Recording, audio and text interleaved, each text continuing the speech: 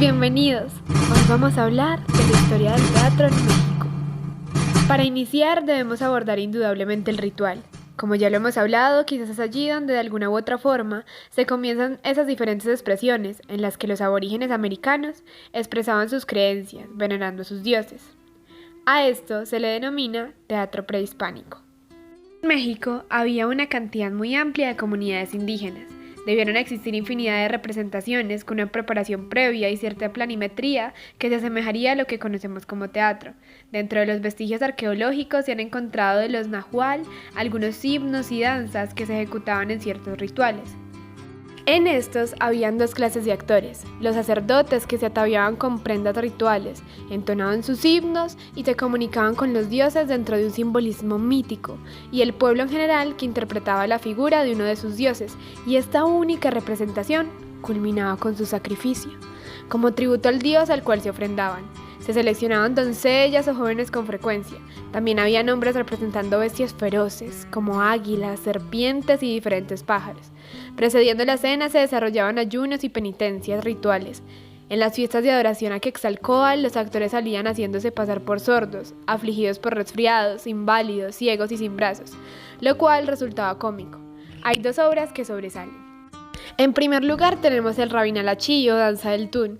Los estudios del teatro prehispánico consideran que es una obra maya del siglo XIII y que representa el sacrificio ritual de un prisionero de guerra. Para las culturas indígenas, el espacio territorial era sagrado y su invasión por extraños era castigada con la muerte, según mandatos de los dioses. Así pues, un sacrificio ritual era una de esas ocasiones para las cuales existían toda una ceremonia teatral planificada. También está la obra del bailete de Geguense o Macho Ratón. El Macho Ratón es una obra nahual.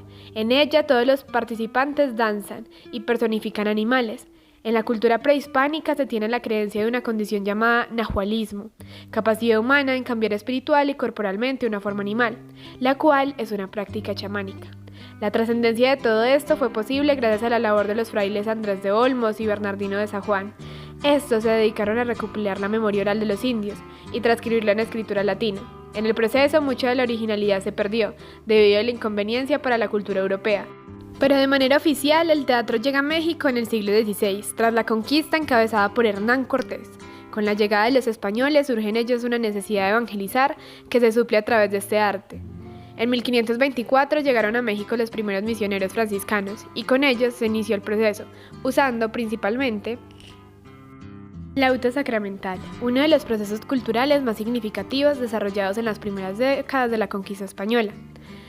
Este consistía en representar temas bíblicos con actores indios y en la lengua de los naturales para tener una mayor influencia en el público de aquella época. Los autos se definen como una representación religiosa que se utilizó con efectos de manipulación, dominación ideológica y cultural, que se comunicó por intermedio de las imágenes actuadas, los gestos y las palabras. Su finalidad era mostrar un concepto moral diferente, hablando en términos religiosos al que tenían los aborígenes, e introducir, por medio de las representaciones, una nueva concepción moral que mezclaba conceptos cristianos e indios. Su contenido estaba fundamentado en las creencias religiosas de los católicos, considerados por estos como la más adecuada. Este proceso se comenzó a gestar desde la llegada de los primeros religiosos. Una de las primeras obras fue El Pastor Pedro y la Iglesia Mexicana de Juan Pérez Ramírez, y otro autor representativo es Pedro Calderón de la Barca.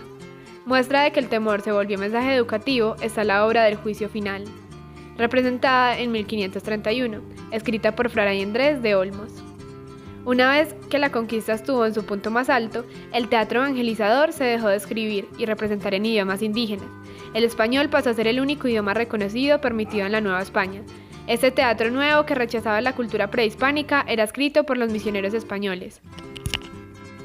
También se valían de las pastorelas, uno de los subgéneros del género lírico más antiguos de la literatura universal, pasando a ser una forma musical de origen pastoril que se caracterizó en sus inicios por cuidar de un ritmo con tonos alegres pero de composición sencilla. Es importante tener en cuenta que inició como un tipo de composición poética, que va a ser desarrollada por trovadores que pronto difundirán su contenido en distintas regiones del mundo, dirigida a la representación teatral de acontecimientos bíblicos, que darán cuenta del nacimiento de Jesús, la llegada de los Reyes Magos a su lecho y, en general, la lucha permanente entre el bien y el mal, que estará representada por los ángeles y los demonios. Se considera que la primera composición de este tipo fue la adoración de los Reyes Magos de Fray Andrés de los Olmos, una pastorela escrita en nahual. Según algunos historiadores, fue en 1527 en Cuernavaca donde se escenificó esta Comedia de los Reyes. Tiempo después, con la llegada de las ideas de la Ilustración que criticaban todo gobierno absoluto como el que regía en España, fueron las que dieron paso a la lucha por la independencia. Durante esta había un creciente interés por el teatro. Era común encontrar lecturas de obras nacionales y extranjeras. El mismo Miguel Hidalgo, sacerdote que en la mañana del 16 de septiembre de 1810 tocó la campana de su iglesia y dio inicio a la guerra, tradujo Tartufo de Molière. Las primeras piezas escénicas durante este periodo recuperaron lo que en España se llamó teatro patriótico. No hay muchos datos acerca de las producciones presentadas en los principales teatros de la ciudad durante los 11 años de guerra insurgente. La dramaturgia mexicana tuvo un nuevo aire a partir de la consumación de la independencia. La noche del 27 de octubre de 1821 se estrenó el melodrama alegórico México Libre de Francisco Ortega, como parte de los festejos de la independencia. Una de las puestas en escena más exitosas del momento fue Roma Libre, misma que se representó en el Coliseo de la Ciudad de México, y de la cual se señaló: ¡Mil vivas al pueblo mexicano independiente y libre! ¡Al soberano Congreso y a la gran República! Durante estos años el teatro contribuyó al fomento del debate público, al mismo tiempo que siguió siendo considerado una herramienta de gran utilidad para la educación de la ciudadanía. Tras la caída del imperio de Maximiliano de Habsburgo, se inauguró el Teatro de los Autores, 1873, el cual buscaba promover obras nacionales. A mediados del siglo XIX se realizaron esfuerzos por estabilizar y profesionalizar la acción teatral. Así es como el Teatro del Conservatorio tiene como propósito la formación sistematizada de actores, que tiempo después se dio paso a la Sociedad de Autores de Teatro, 1902. El teatro mexicano tuvo un gran progreso en la construcción de teatros al estilo francés durante la dictadura de Porfirio Díaz. Muestra de ello es el comienzo de la edificación del Palacio de Bellas Artes, que tuvo que posponerse debido al estallido de la Revolución. Antes y durante el triunfo de la Revolución surge y toma un papel importante el género chico. Es un género español de arte escénico y lírico. Es un subgénero de la zarzuela de formato breve, típicamente en un acto, contrapuesto al género grande que corresponde a obras de mayor duración, que se convirtió en un gran éxito, ya que, a través del juego cómico y la sátira política, mostraba personajes tan cotidianos como lo eran los mismos espectadores, personajes puramente mexicanos: el borracho, el policía tonto y abusivo, el pelado cínico ingenioso, el indio ladino, etc. Lo que caracterizó al género chico fue que por primera vez en los palcos o en la gallola se reunieron las clases sociales diversas: catrines, burócratas, funcionarios intelectuales y militares, aunque en su mayoría los asistentes eran la clase obrera, gracias a que los precios eran de fácil acceso. El género dramático también se desarrolla. Surgieron comedias y melodramas de la mano de los mejores poetas mexicanos como Amado Nervo y de dramaturgos como Julio Jiménez Rueda, con La Silueta del Humo.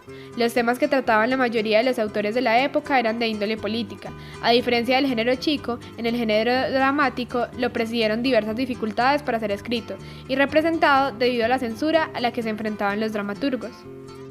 También el teatro de revista, cuyos principales autores eran periodistas, informaba, entretenía y frecuentemente era censurado por su sátira mordaz contra personajes de la vida pública. El circo y la revista se daban la mano en espectáculos, presentados bajo la lona de carpas itinerantes. También se gestaron numerosos grupos teatrales y literarios interesantes como el Grupo de las Siete Auroras, el Ulises, el Orientación, el Teatro de los Trabajadores, el Teatro de Ahora y la Comedia Mexicana. Pueden encontrarse autores que se apegaron a una escritura de las realidades que acontecían en la nación, según su enfoque particular.